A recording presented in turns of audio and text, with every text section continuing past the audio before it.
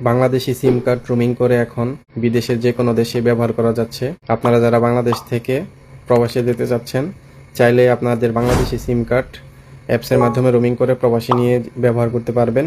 এবং যারা অলরেডি প্রবাসে আছেন, যদি আপনাদের সাথে বাংলাদেশি সিম কার্ড থেকে থাকে, তাহলে অনলাইনের মাধ্যমে রোমিং সার্ভিস চালু করে দেশের মতো ব্যবহার করতে পারবেন। আপনি চাইলেই সিম দিয়ে সকল প্রকার ওটিপি, মেসেজ এগুলো আনলিমিটেড ফ্রিতেই আদান প্রদান করতে পারবেন।